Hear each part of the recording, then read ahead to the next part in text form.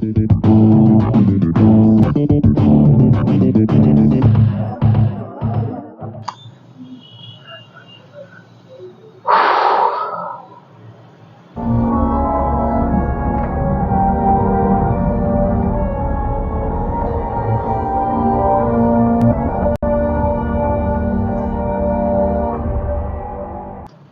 நாளாக நான் வீடியோ போடல, உங்களுக்கு தெரியும். இது வரைக்கும் எல்லா மாதமும் அட்லீஸ்ட் ஒரு 2-3 வீடியோ போட்டுட்டு இருந்தேன். பட் இப்போ வந்து மாதத்துக்கு ஒரு வீடியோ போடுற மாதிரி ஆயிடுச்சு. ஏன்னா இப்போ வேலை கொஞ்சம் அதிகமாகவே போயிட்டுருக்கு. அதனால் இதுக்கு எனக்கு டைம் கிடைக்கல. But I'm trying my best. நான் உங்களெல்லாம் மறக்கலை. என்னோட சப்ஸ்கிரைபர்ஸோட லவ்வை நான் வந்து மறக்கவே இல்லை. Gratitude is attitude always. ஆனால் இவ்வளோ வேலைக்கும் நடுவில் வந்து ஒரு படம் வந்து அதை பற்றி பேசுறதுக்கு என்ன உந்தி இருக்குது அப்படின்னா, அது எந்த அளவுக்கு ஒரு இம்பேக்ட் எனக்குள்ளே க்ரியேட் பண்ணியிருக்கோம் அப்படிங்கிறத வந்து உங்களுக்கு நேரத்துக்கு தெரிஞ்சிருக்கும். மகாராஜா, விஜய் சேதுபதி அவர்களோட 50வது படம். கொஞ்சம் முதல் சம்பவம், சிறப்பான தரமான சம்பவம் தான் கெத்த. கொலை பண்ணாதான் அவன் பெரிய ரவுடி. என்ன பண்ணா, எப்படி பண்ணா, எத்தனை பண்ண. 10 வருஷத்துல 50 படங்கள் அப்படிங்கிறது வந்து மற்ற ஆக்டர்ஸ்க்கு எவ்வளோ சாத்தியம் எனக்கு தெரியல. பட் விஜய் சேதுபதி அவர்களோட ஒரு சர்டன் காலகட்டத்தில் வந்து எவ்ரி ஃப்ரைடே வந்து ஒரு படம் அந்த மாதிரி ரிலீஸ் ஆகிட்டு இருந்தது. அது ரொம்ப ரொம்ப ரேராக இருந்த காலத்தில் நான் சொல்கிறேன். 80s காலம்லாம் தாண்டி 90s வந்து எல்லாருமே வருஷத்துக்கு ஒரு படம், மிஞ்சி போனால் 2 படம் இல்லை 3 படம் அந்த மாதிரி கொடுத்துட்டு இருந்த டைமில், அதையும் தாண்டி இப்போ இந்த மில்லினியம் எஸ்பெஷலி ஆஃப்டர் 2010 லான்ச் ஆன மிஸ்டர் விஜய் சேதுபதி வந்து நல்ல சப்ஜெக்ட்ஸாக கொடுக்கணும் அப்படின்னு சொல்லி ரொம்ப சூசி அண்ட் பிக்கியாக வந்து பெரும்பான்மையான படங்கள் நல்ல படங்களாக கொடுத்துருக்காரு அவர். இப்போ இந்த காலகட்டத்தில் வந்து 50th ஃபிலிம் ஒரு ஹீரோக்கு அப்படின்னா 80s கம்பேர் பண்ணும்போது 100th ஃபிலிம் ஈக்குவலண்ட் அப்படின்னு வேணா சொல்லலாம். ஏன்னா ரொம்ப அரிது, ரொம்ப ரேர் ஆயிருச்சுல. இப்போ பெரிய ஹீரோஸ்லாம் வந்து வருஷத்துக்கு ஒரு படம் அப்படிங்கிற மாதிரி கொடுத்துட்டு இருக்காங்க. தலைவரே வந்து 2 படங்கள் கொடுக்க ட்ரை பண்ணும்போது மிஸ்டர் விஜயா இருக்கட்டும், மிஸ்டர் ஏகேயா இருக்கட்டும், யாராக இருந்தாலுமே வந்து ஒரு படம், மிஞ்சி போனால் 2 படம் அப்படின்னு அவங்க ட்ரை பண்ணிக்கிட்டு இருக்காங்க. முன்ன மாதிரி காலம் இல்லை. சேது சாரோட கரியர் ஆரம்பிக்கும் போது அவரோட பியர் குரூப் அப்படின்னு பார்க்கும்போது நம்ம எஸ்கே அண்ணா இருக்காரு, பாபி அண்ணா இருக்காரு. இவங்கெல்லாம் இருக்கிற அந்த ஒரு டைம்லேயே வந்து 50 படம் அடிக்கிறது அப்படிங்கிறது, ரொம்ப குறுகிய காலகட்டத்தில் அடிக்கிறது அப்படிங்கிறது வந்து சாதாரண விஷயம் கிடையாது. அதுக்கு ஒரு பெரிய கங்க்ராட்ஸ். பட் அது செகண்டரி தான். ஃபர்ஸ்ட் ஆஃப் ஆல் கங்க்ராட்ஸ் இப்போ மகாராஜா. இந்த படத்தை பார்த்ததுக்கப்புறம் இந்த விஷயங்கள்லாம் சொல்லலாம், இதெல்லாம் சொல்லக்கூடாது அப்படிங்கிற ஒரு புரிதல் இருந்துச்சுன்னா அது நல்லது. அதாவது மேக்ஸிமம் ஆடியன்ஸ்க்கு போய் சேர்றதுக்கு முன்னாடியே வந்து எந்த சஸ்பென்ஸும் பிரேக் பண்ணாமல் அந்த படத்தோட ரிவ்யூவோ அதோட ஒப்பீனியனோ சொன்னால் அது நல்லது அப்படிங்கிற மாதிரி சொல்லிட்டு இருந்தாரு சேது அண்ணன் அந்த ப்ரெஸ் மீட்டில். பட் நான் ஒன்று சொல்கிறேன், இந்த மகாராஜா அப்படிங்கிற டைட்டில் எந்த அளவுக்கு ரெலவெண்ட், எந்த அளவுக்கு பொருந்தி இருக்கு இந்த படத்தோட அப்படின்னு நீங்கள் கேட்டிங்கன்னா, ஒரு மகாராஜாவாக இருக்கிறதுக்கு உண்டான க்ரைட்டீரியாஸ் எல்லாம் என்ன மாதிரி தகுதிகள் ஒரு மகாராஜா வந்து வளர்த்துக்கணும்? பொறுமை, வீரம், ஓரளவுக்கு பிடிவாதம், கரிசனம், decision making skills, problem solving and administration.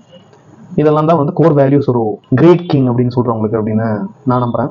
இதையும் தாண்டி பல இதில் இருக்கலாம். பட் நான் பேசிக்கான விஷயங்கள் சொல்கிறேன். அந்த குவாலிட்டிஸ் எல்லாமே இருக்கிற ஒரு ஆள் தான் இந்த படத்தோட ஹீரோ. ஒரு பார்பரா இருந்துட்டு மகாராஜா அப்படிங்கிற பேர் வந்து முரண்படணும் அப்படிங்கிறதுக்காக தான் அந்த மாதிரி வச்சேன் அப்படிங்கிற மாதிரி டேரக்டர் சொன்னார் அந்த ப்ரெஸ் மீட்டில். பட் முரண்படவே இல்லை அப்படிங்கிறது தான் என்னோட ஒரு தாழ்மையான கருத்து. நான் பார்த்ததுக்கப்புறம் என்னோட புரிதலில் நான் புரிஞ்சுக்கிட்டது அதுதான். ஏன்னா மெட்டஃபரிக்கலி அந்த மகாராஜா அப்படிங்கிற பேர் வந்து அந்த கேரக்டருக்கு வந்து பக்காவாக பொருந்திருக்கு. இந்த படம் எதுக்கெல்லாம் பார்க்கலாம் அப்படின்னு நீங்கள் கேட்டிங்கன்னா, ஒரு ஃபிலிமிங் ஸ்டூடெண்ட்டாக நீங்கள் பார்க்குறீங்கன்னா ஸ்க்ரீன் பிளேக்கு பார்க்கலாம், எடிட்டிங்க்கு பார்க்கலாம், நரேஷனுக்கு பார்க்கலாம், மியூசிக்கு பார்க்கலாம். ஆனால் மனிதனாக இந்த உலகத்தில் பிறந்த எல்லாருமே பார்க்க வேண்டிய ஒரு படம் இது. புத்தகம் படிக்கிறவங்களாம் சில பேர் சொல்லுவாங்க, புத்தகம் வந்து நம்மளை வந்து விஷுவலி என்கேஜ் பண்ணலைனாலும் நம்ம மைண்டை வந்து ரொம்ப ஆக்டிவேட் பண்ணுவோம் அப்படின்னு சொல்லுவாங்க. With all due respect that fact, இந்த ஃபிலிம் அப்படிங்கிறது வந்து விஷுவலி நமக்கு பல விஷயங்களை பிளேட்டர் பண்ணி கொடுத்தாலும், இந்த மாதிரி ஸ்கில்ஸ் இருக்கிறவங்க, இந்த ஸ்க்ரீன் பிளே எழுதுகிற ஸ்கில்ஸ் இருக்கிறவங்க, ஒரு ஃபிலிம் மேக்கிங் ஸ்கில்ஸ் இருக்கிறவங்க, அதை வந்து ஸ்பூன் ஃபீட் பண்ணாமல், படத்தில் சொல்ல வர விஷயத்த வந்து ஸ்பூன் ஃபீட் பண்ணாமல் ஒரு அருமையாக ஒரு மைண்ட் ட்விஸ்டிங் வகையில் எடிட்டிங் பண்ணி ஒரு சினிமாவும் இன்ட்ரெஸ்டிங்காக சொல்லி ஒரு பக்காவான ஒரு மெசேஜையும் வந்து சொல்றது அப்படிங்கிறது ஒரு சாதாரண விஷயமே கிடையாது.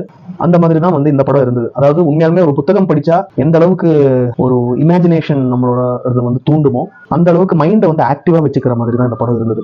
எமோஷனல் வேல்யூஸா இருக்கட்டும், ஒரு மெசேஜா இருக்கட்டும், என்டர்டெயின்மெண்ட் வைஸ் பார்த்தீங்கன்னா கொஞ்சம் டார்க் காமெடி அவங்க ட்ரை பண்ணியிருக்காங்க, ஸ்டண்ட்ஸ் நல்லா பண்ணியிருக்காங்க, மியூசிக் ரொம்ப ரொம்ப ரொம்ப அருமையா இருந்தது.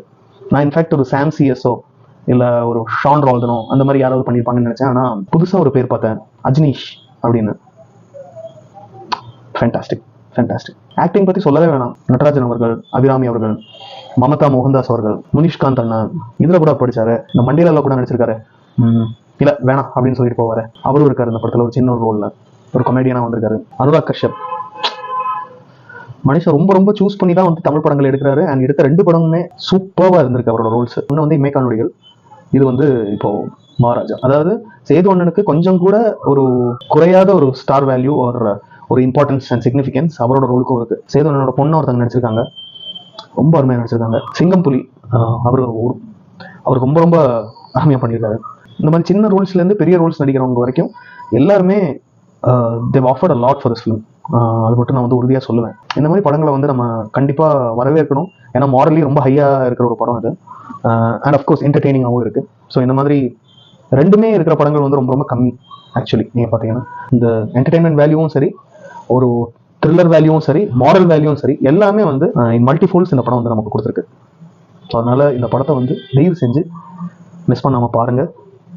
நான் இந்த படத்தை பற்றி எதுவுமே நான் பேச வரல. ஆனால் I will tell you that this film will be worth it. இதை நீங்கள் தியேட்டரில் மிஸ் பண்ணிட்டீங்கன்னா அது ஒரு பெரிய ரிக்ரெட்டாக மாறிடும் நாளைக்கு. ஏன்னா இந்த மாதிரி படங்கள்லாம் வந்து ஜெயிக்கணும். அது என்னோட ஒரு தாழ்மையான கருத்து. இந்த படத்தை பாருங்கள், you have to watch it. இந்த படத்துலேருந்து கொஞ்சம் வெளியே வரணும்னா நான் வந்து நான் வந்து ஒரு கூலியோட ஒரு சின்ன ஒரு அப்டேட் நான் கொடுத்துட்டு இதோட இந்த வீடியோ முடிக்கலாம் அப்படின்னு இருக்கேன்.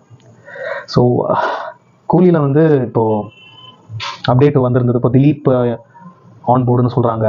அப்புறம் ஃபஹத் ஃபாசில் மறுபடியும் லோகேஷ் கனகராஜோட இணையறாரு அப்படின்லாம் சொல்கிறாங்க. பட் அதை பற்றிலாம் எனக்கு பெரிய தகவல் இல்லை. ஆனால் ஒரு விஷயம் மட்டும் நான் சொல்லுவேன், பீரியாடிக் ஆக்ஷன் மூவி அப்படிங்கிற மாதிரி ஒரு அப்டேட் நான் பார்த்தேன். சில பேர் வந்து அதை பார்த்துட்டு இருக்காங்க. நம்மளோட அண்டர்ஸ்டாண்டிங் படி பீரியாடிக் அப்படிங்கிறது ஹிஸ்டாரிக், அந்த மாதிரி ஒரு காலகட்டமா அப்படிங்கிற மாதிரி தான் நம்ம மைண்ட் ஃபர்ஸ்ட் போகும். ஸோ அந்த மாதிரி இல்லை. பட் அது வந்து ரொம்ப ரொம்ப ஒரு இன்ட்ரெஸ்டிங்கான ஒரு விஷயம் இருக்குது. அது தலைவருக்கு மட்டும் இல்லை, கதைக்களமாகவே வந்து அது ரொம்ப ஒரு அருமையான ஒரு இன்ட்ரெஸ்டிங்கான ஒரு கான்செப்ட் இருக்குது அந்த படத்தில். அது மட்டும் வேணால் சொல்லலாம். அண்ட் இதுக்கு முன்னாடி நம்ம தலைவரை பார்க்காத மாதிரி இதில் பார்ப்போம் அப்படிங்கிறது இன்னொரு அப்டேட். இதெல்லாம் ரொம்ப ரொம்ப ஏர்லியான அப்டேட்ஸ். இன்னும் போக போக ஏதாவது அப்டேட்ஸ் தான் நான் கொடுத்தேன். மகாராஜாவை மறக்காமல் பாருங்கள். இந்த வீக்கெண்ட் பார்க்க முடிஞ்சா பாருங்கள், இல்லைன்னா சீக்கிரமே பார்த்துருங்க. ஏன்னா அதில் ஒரு ட்விஸ்ட் கிடையாது, பல ட்விஸ்ட்ஸ் இருக்குது. அண்ட் ஒவ்வொரு ட்விஸ்டோட ரெவலேஷனும், ஒரு ட்விஸ்ட் வந்து நமக்கு கிளியராகி வர வர அது ரொம்ப ஒரு ஹை கொடுக்கும் நமக்கு இந்த சினிமா பார்க்கும்போது. ஸோ ஒரு சினிமேட்டிக் எக்ஸ்பீரியன்ஸ்க்காக நீங்கள் வந்து இந்த படத்தை நீங்கள் கண்டிப்பாக பாருங்கள். இது வந்து உங்களை டிசப்பாயிண்ட் பண்ணாது அப்படிங்கிற ஒரு பெரிய நம்பிக்கை எனக்கு இருக்குது. ஸோ நிறையா கண்டென்ட் சீக்கிரம் வரும். கொஞ்சம் வேலையில் பிஸியாக இருக்கிறதுனால என்னால் ரெகுலராக போஸ்ட் பண்ண முடியல. பட் உங்களோட சப்போர்ட்க்கெல்லாம் ரொம்ப ரொம்ப நன்றி. நான் சீக்கிரம் நிறைய வீடியோஸோடு நான் வரேன். நிறைய எடுத்து வச்சுருக்கேன். அண்ட் நிறைய பேச வேண்டியதும் இருக்குது. ஸோ சீக்கிரம் நம்ம வந்து மீட் பண்ணலாம். ஓகே, இந்த வீடியோ உங்களுக்கு பிடிச்சிருந்தா லைக் பண்ணுங்கள், ஷேர் பண்ணுங்கள், கமெண்ட் பண்ணுங்கள். Taste of thunder by Rana Ashish மகேஷ்க்கு சப்ஸ்கிரைப் பண்ணுங்கள். பக்கத்தில் இருக்கிற பெல் பட்டனை அடிங்க. அடுத்த வீடியோவில் சந்திப்போம். நன்றி, வணக்கம்.